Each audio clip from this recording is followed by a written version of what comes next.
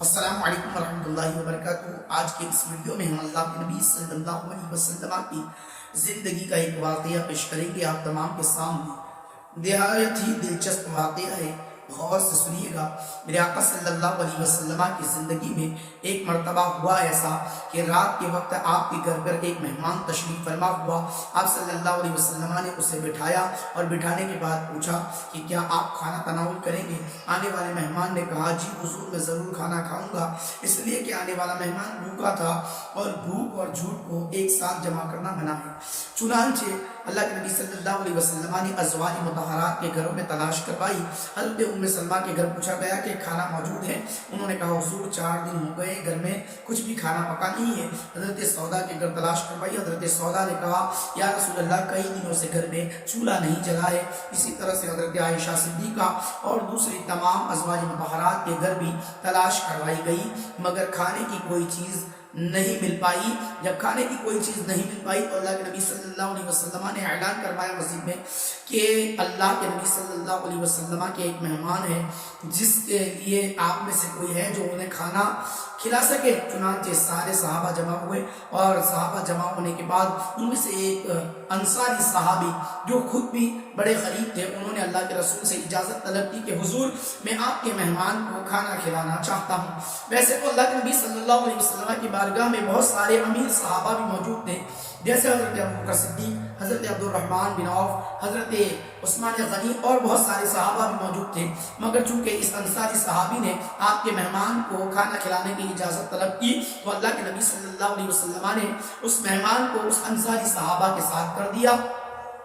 وہ انصاری صحابہ اس مہمان کو لے کر اپنے گھر پہنچے۔ جب اپنے گھر پہنچے انہیں گھر کے اندر بٹھایا اور بٹھانے کے بعد گھر کے اندر جا کر اپنی بیوی سے کہا اے میری شریک حیات گھر کے اندر کچھ کھانا موجود ہے؟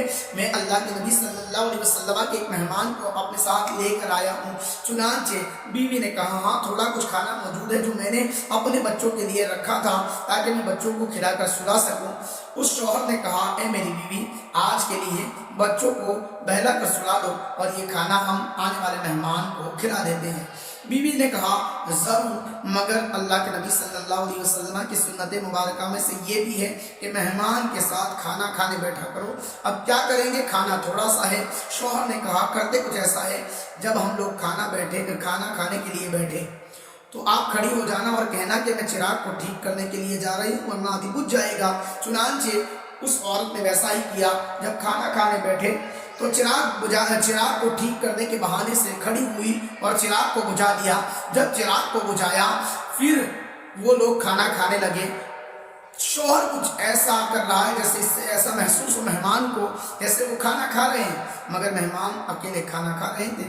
جب مہمان کھانا کھا کر شکن سیر ہو چکے اور سونے کے لیے چلے گئے، جب سونے کے لیے چلے گئے تو بیوی اور شوہر دونوں نے بھوکے رہ کر اپنے بچوں کو چہرہ دیکھتے ہوئے رات کو گزار دیا، چہرہ دیکھتے ہوئے رات کو گزار دی۔ لیکن دل میں یہ خوشی تھی کہ ہم نے اللہ کے نبی صلی اللہ علیہ وسلم کے مہمان کو کھانا کھلا دیا۔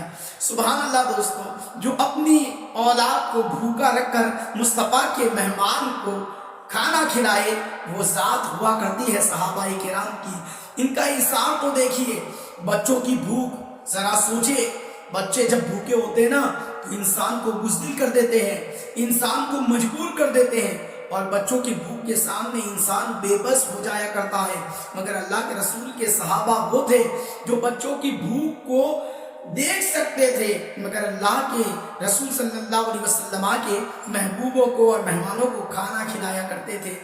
بھوکے رہتے تھے وہ اوروں کو کھلا دیتے تھے۔ ایسے صابر تھے محمد کے گھرانے والے، ایسے صابر تھے محمد کی نشست میں بیٹھنے والے۔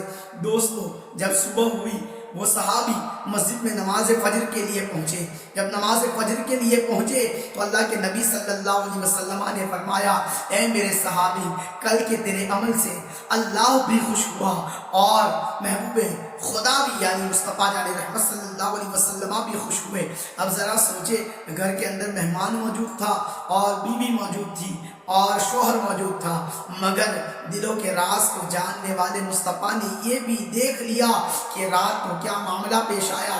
اور ایک روایت میں یہ ملتا ہے کہ اللہ کے نبی نے ارشاد فرمایا کہ کل کے تیرے ایثار سے جب تو ایثار کر کے میرے مہمان کو کھانا کھلا رہا تھا، اللہ کی رحمتیں مسکرا مسکرا کر تیری طرف نگاہ رحمت فرما رہی تھی۔ دوستو یہ مصطفیٰ کے صحابہ تھے، یہ مصطفیٰ کے صحابہ تھے جو مصطفیٰ سے اتنی محبت کرتے تھے کہ وہ چاہے گھر میں کتنی بھی ہی تکلیف کیوں نہ آ جائے، چاہے گھر میں بچے ہی کیوں نہ بھوکے رہ جائے، مگر مصطفیٰ کی رضا کے لیے اپنی زندگی قربان کر دیا کرتے تھے۔ مصطفیٰ کی رضا کے لیے اپنے بچوں کو بھی بھوکا رکھ سکتے تھے، مصطفیٰ کی رضا کے لیے ہر ایک تکلیف سہنے کو تیار تھے۔ یہ تھی صحابہ کرام کی محبت۔ دوستو اس واقعے سے کیا پتا چلتا ہے؟ اگر ہمارے پاس بھی کوئی مصطفیٰ کی محبت کرنے والا، مصطفیٰ سے محبت کرنے والا، مصطفیٰ کا عشق دل میں بھرنے والا، مصطفیٰ کے دین کو ماننے والا اگر کوئی پریشان حال ہو اور ہم اس کی استطاعت رکھتے ہو، ہم اس کی طاقت رکھتے ہو، تو ہم اپنی استطاعت کے مطابق کوشش یہ کریں کہ اس کی ضرورت کو پورا کریں، اس لیے کہ مصطفیٰ والوں کی ضرورتوں کو پورا کرنے سے مصطفیٰ راضی ہوتے ہیں۔ جب مصطفیٰ راضی ہوتے ہیں تو خدا راضی ہوتا ہے، اور جب خدا راضی ہوتا ہے تو پھر خدا دونوں جہان کی نعمتیں اس بندے کو عطا کر دیا کرتے ہیں۔ اس واقعے سے کیا پتا چلا؟ ہمیں مصطفیٰ کے چاہنے والوں کی مدد کرنی چاہیے۔ مولا تبارک و تعالیٰ کی بارگاہ میں دعا ہے کہ مولا ہمیں بھی ان صحابہ کا صدقہ عطا فرمائے اور ہمیں بھی نیکیاں کرنے کی، مصطفیٰ سے محبت کرنے والوں کی ضرورتیں پورا کرنے کی